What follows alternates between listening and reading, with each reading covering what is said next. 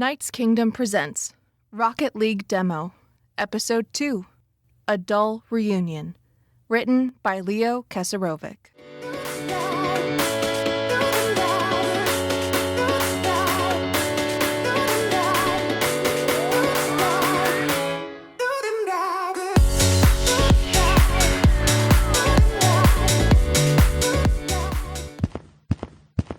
Nick was leaving the stadium hallway when news journalists were cornering him, taking pictures and asking questions.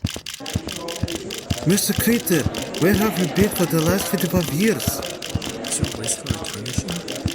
Who was making your car?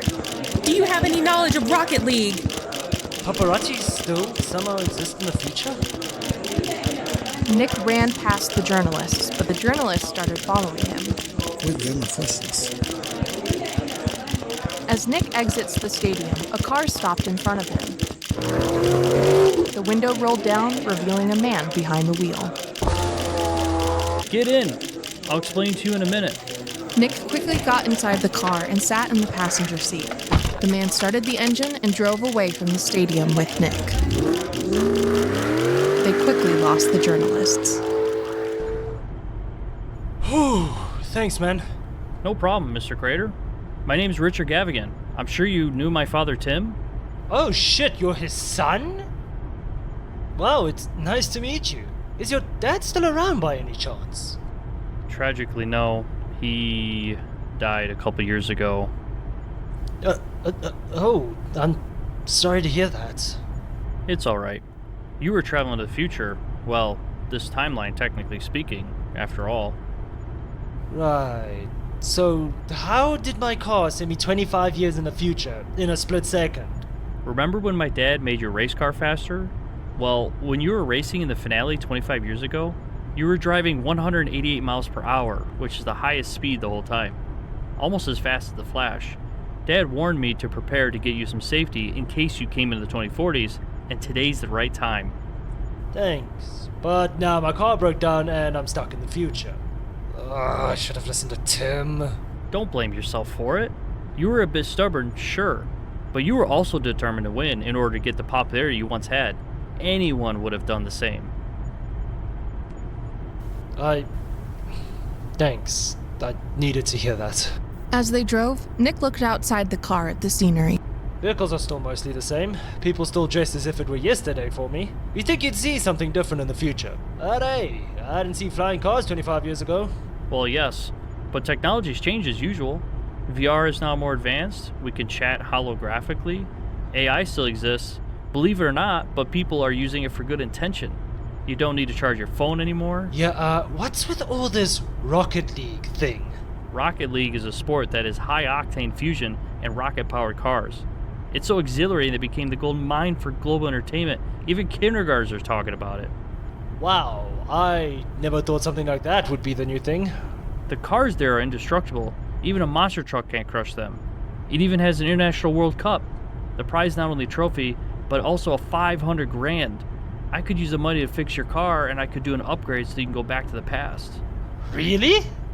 Yes, but we have to go to the exhibition if your car is taken there. Back on track, what is intriguing of all is, your son Drako became one of the most successful Rocket League players of all time. You're joking.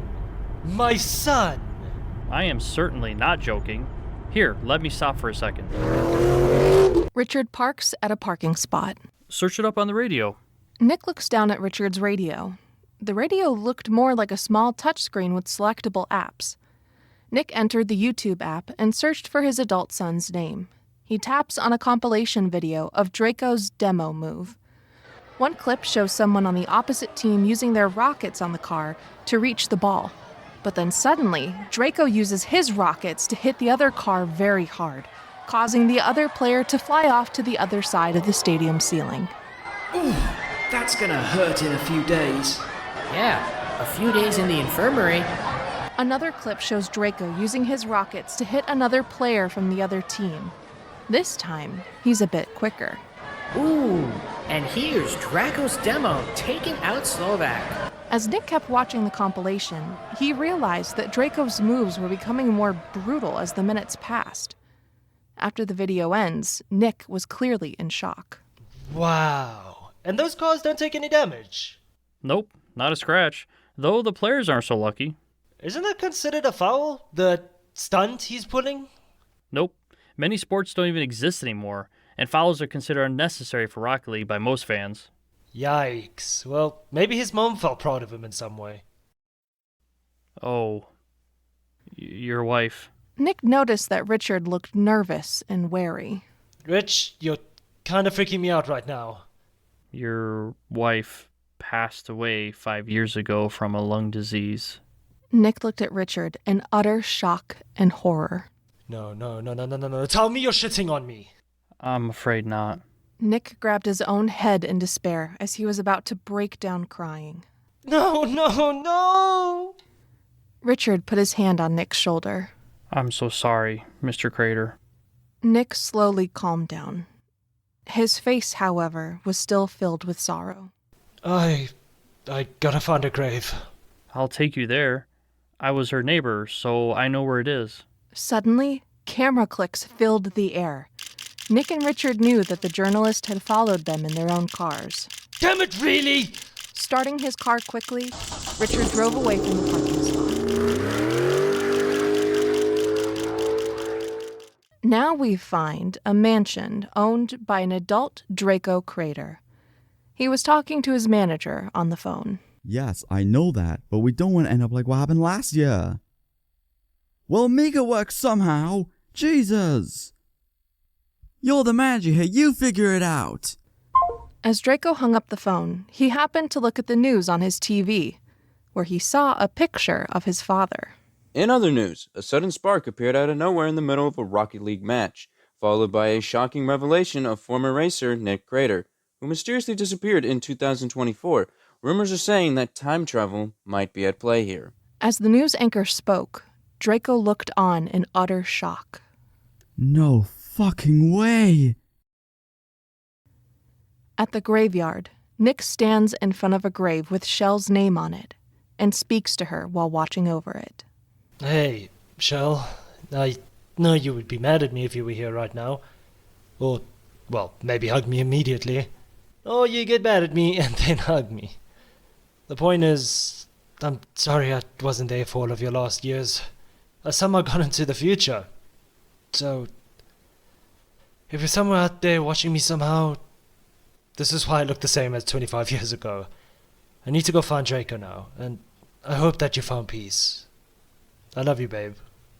Nick turned around to leave when he noticed Drako standing a little bit a ways from him.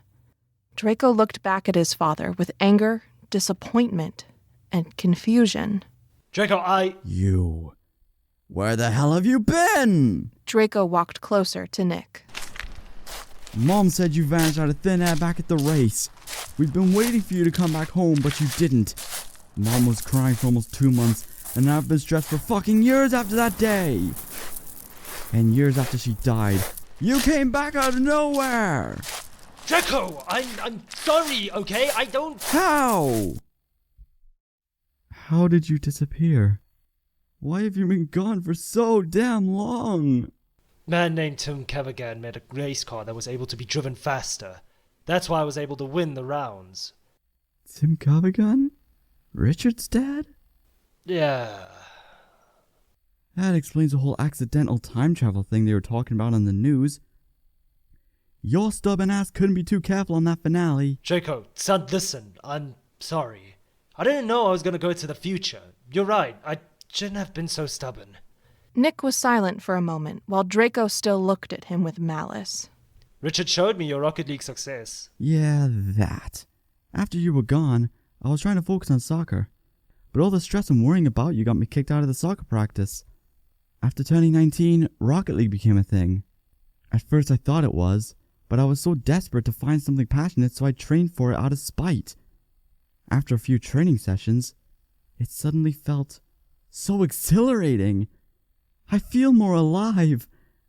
I've trained for a couple of years and learned a trick on my own. You've probably seen me using it online. Yeah, the demo move. Look, son, I'm proud that you've become successful, but that skill of yours looked brutal. You could have killed... No! I'm done listening to you. I'm not gonna let you get in my way. Drako stormed away while Nick tried to follow him. Drako, wait! Nick then stops as he realizes it's pointless to talk to his son currently. Drako exits the graveyard and goes towards his car and drives away. A minute later, Nick also exits the graveyard and goes into Richard's car. Richard could very easily see the sorrowful expression on Nick's face. That bad, huh? Yep. Don't feel too bad. People have and still dealt with family problems. I know, but I still feel awful. Richard looked at Nick with empathy. After a while, he started his car and drove away from the graveyard. On the local radio station, the news anchor is talking about the upcoming Rocket League 2049 International Cup and Nick Cratar's return. This year's Rocket League International Cup is coming up, and the excitement is rising from the former racer Nick Cratar's return after his disappearance. The RL fans who are fans of racing, or at least have some knowledge of Cratar and his disappearance, are speculating that since he's technically still in his 30s, he still might participate in the International Cup. Or maybe other Rocket League competitions. We cut to a Rocket League podcast where 3 hosts are talking about Nick's return and the upcoming 2049 International Cup. People are saying that Nick Cratar might participate in the International Cup this year. I heard it. That would be fucking awesome, though. Well, I heard he's gonna go meet up with Peter James soon.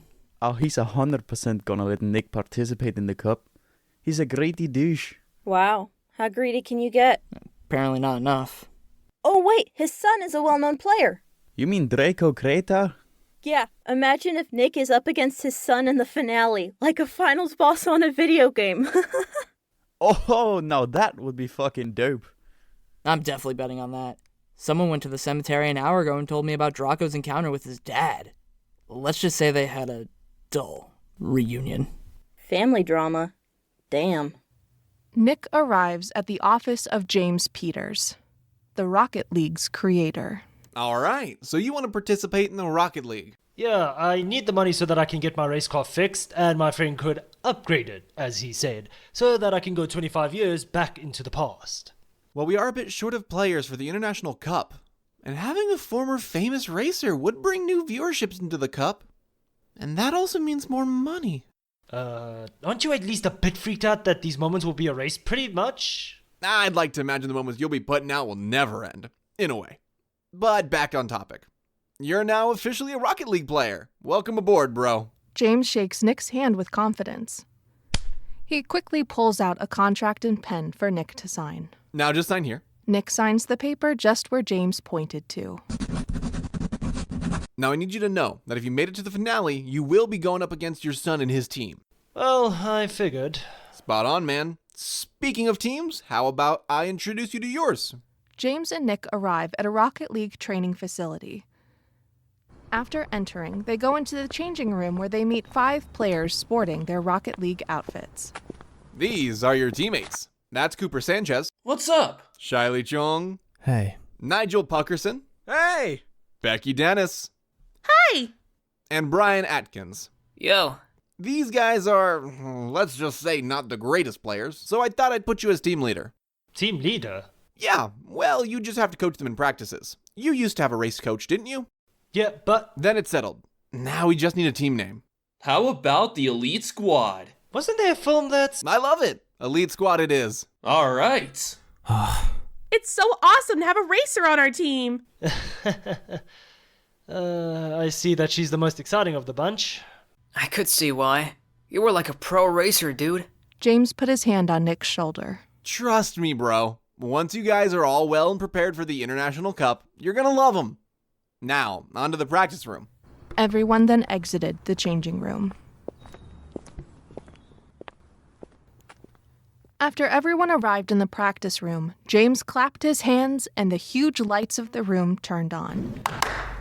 Nick saw that the practice room was built more like a Rocket League field, with his and his team's cars, except it looks as if it was taking place on a black void. Huh. I expected this room to be... smaller. Yep, Standalone, it only cost me almost $100,000. Now, Nick, I know that you don't know much about Rocket League, since you know time travel and all. That's why I brought a manual book. James handed Nick the Rocket League manual book. He begins speaking as Nick looks through it.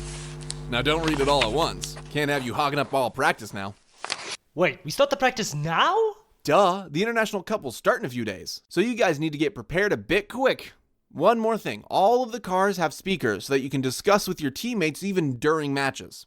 Do we get timeouts in matches? Yep, just push the blue button that's next to the steering wheel during the match. Well, I should get back to my mansion now. See you guys in the cup. Oh, and almost forgot. The cars have keys that's a part of the ignition. You can start the engine by turning the ignition on the left side, turn it off with the keys on the right side. James began walking away. Well, teammates, how excited are you guys? Very excited! Super excited, bro. I'm gonna be in the International Cup. I'd rather be in a homeless shelter. Great to hear. I'm so ready for this, bro. Me too! I can't wait to do this game right and to gain more followers. Are you a live streamer by any chance? Yes! How did you know? Lucky guess. Okay, look, guys, I don't believe what this James guy said about all of you. I don't believe that you guys are bad at Rocket League. I think you guys just need some improvements. My coach Stan Kirchhoff often said, you always need confidence and determination. And I have confidence in you guys. Do you have confidence in yourselves? So confident. Yeah! I guess. Great, now let's see what you guys can do. Nick and everyone else went into their cars. Igniting their engines, Nick pulls out the Rocket League manual and starts to read it. The obvious first step is to control your car properly. Some people apparently mistook the first step. Cooper suddenly spoke over the speakers. Yo, coach, watch me practice backwards. Wait, what? Cooper used his rockets backwards, immediately realizing it was a mistake as he was heading straight towards the wall. Whoa, whoa, whoa, whoa, whoa, whoa, whoa! Cooper hit the wall full impact, causing his car to bounce off toward the other side with the rockets still on. Cooper began screaming as he had lost control of the car. Cooper, try to control your car! Cooper hits the other side of the wall, while Nick, Nigel, Shiley, Brian, and Becky are all trying to escape his car's path. However, in the process, Nigel accidentally hits Shiley's car. Hey, watch it! Sorry! Suddenly, Cooper's car flies downwards towards Shiley and Nigel's cars, like pool balls. The three cars are now sliding towards Brian's car. Uh-oh. Not good. The cars then suddenly impacted Brian's, his car now sliding along with the others. Finally, the four cars hit the wall, which suddenly stops Cooper's car. These four cars were surprisingly not damaged. Nick's car and Becky's car were miraculously the only cars that didn't get hit. Becky's was a bit too close to the ball. Oh, there's the ball! Becky aimed her shot with her car, though missed the goal, much to Nick's disappointment. At least she played somewhat properly. Nick drops his head down on the steering wheel. We find James Peters exiting the training facility. He pulls out his phone and dials Drako Cratar's number. He puts his phone to his ear as it starts ringing.